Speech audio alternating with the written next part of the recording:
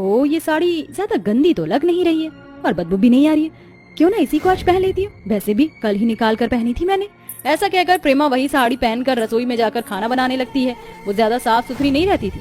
Sink भी आधे से ज्यादा गंदे बर्तन पड़े हुए थे जहाँ कॉकरोच और मक्खी भिनक रही थी। वहीं दूसरी ओर गैस के पास खाना बना रही थी। स्लेब भी गंदी पड़ी थी। ओफो, कितना भी नहा लूं, रसोई में आकर गर्मी लगती ही है। उफ, ये पसीना। जैसे ही वो अपने माथे से पसीना पोंछ कर छिड़कती है तो उसकी छींट सास कौशल्या पर आती है, जिससे उसका मुंह बन जाता है। हाय हाय हाय हाय, नाच पीटी, ये बहू तूने क्या किया? तूने अभी पसीना पोंछा और इसी हाथ से तू खाना बना रही है। पागल हो गई है क्या बहू? हमें बीमार करेगी। जा जाकर हाथ धो, छोड़ इस आटे को।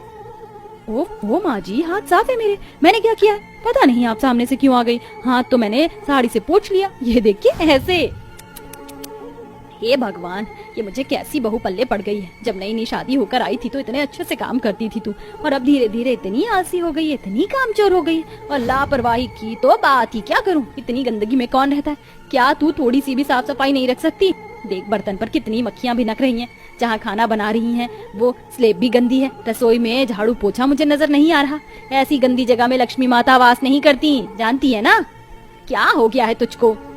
कुछ नहीं हुआ माँ जी, पता नहीं आप मुझे इतना लेक्चर क्यों दे रही हो। हाथ गंदे है ना, रुको अभी धो लेती हूँ। प्रेमा ऐसा बोलकर हाथ धोकर फिर रोटी बनाती है। अब आप खुश है ना माँ जी? जाइए इंतजार कीजिए, मैं खाना बनाती हूँ। इतने में भी हितेश भी आ जाएंगे।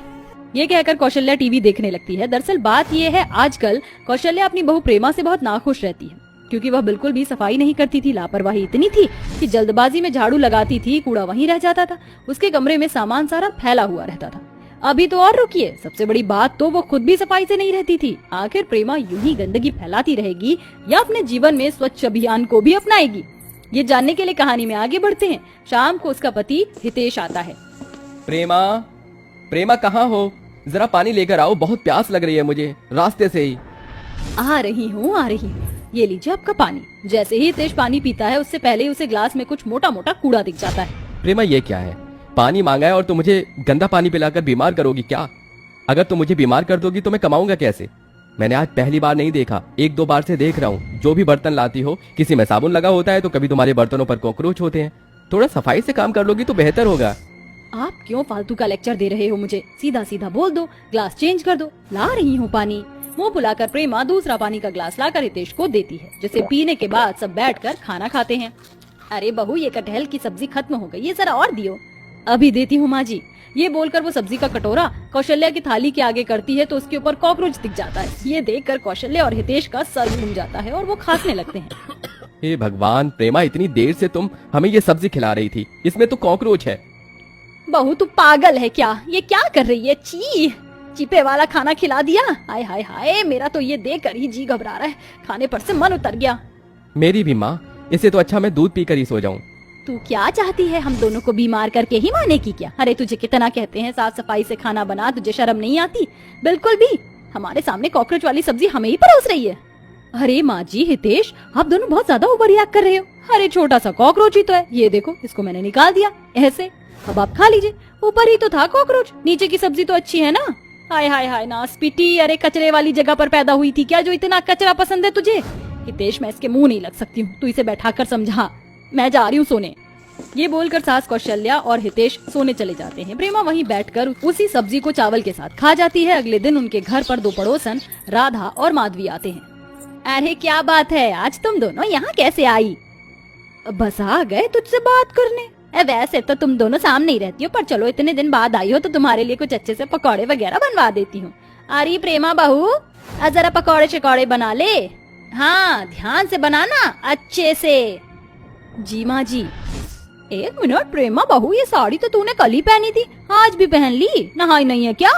अरे नहीं नहीं, मैं तो नहा चुकी हूँ, पर मैंने ये साड़ी वापस पहन ली। मुझे इतनी गंदी नहीं लगी थी ना। अब बार बार कौन कपड़े धोए इस 6 मीटर की थान को?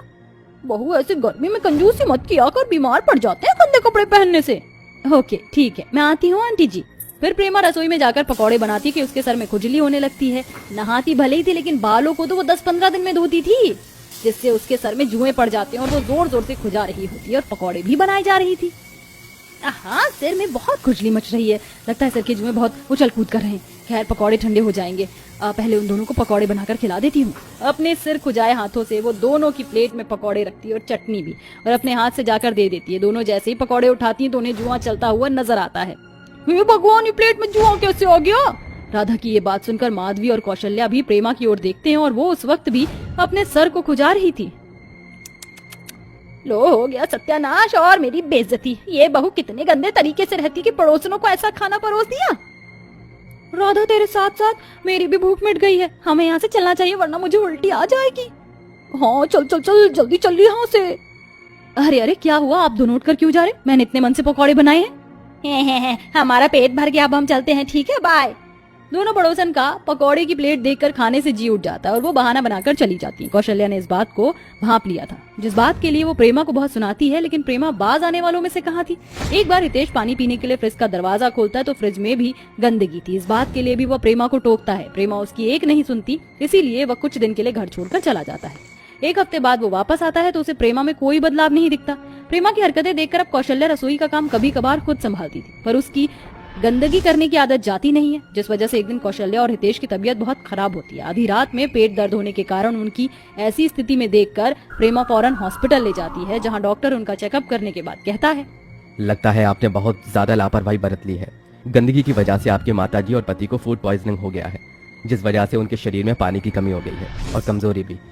फिलहाल मैंने ये मेडिसिन दे दी है, आप इनका खास ख्याल रखिएगा और सफाई तो जरूरी है। डॉक्टर साहब आप चिंता मत कीजिए, मैं उनका खास ख्याल रखूंगी। क्या मैं उन दोनों से मिल सकती हूँ? जी बिल्कुल। हितेश और अपनी सास को इतने नाजुक हालत में देखकर उसे अपनी गलती का पछतावा होता है। माँ जी, हितेश, आप दोनों का ऐसी हालत में देखकर ना बहुत बुरा लग रहा है मुझे। अब मैं कभी भी गंदगी नहीं करूंगी, मैं बहुत अच्छे से साफ सफाई करूंगी और खुद भी स्वच्छ तरीके से रहूंगी। काश बहू तू ये बात पहले समझ जाती तो मैं और मेरा बेटा आधी रात को हॉस्पिटल में ना होते। मैंने तुझे बहुत समझाया था कि सफाई रख, लेकिन तू नहीं सुनी। हाँ प्रेमा, तुम्हारी गंदगी में रहने का नतीजा हम दोनों ने भुगता है। पक्का वादा, आज के बाद मैं कभी भी गंदगी नहीं रखूंगी घर में।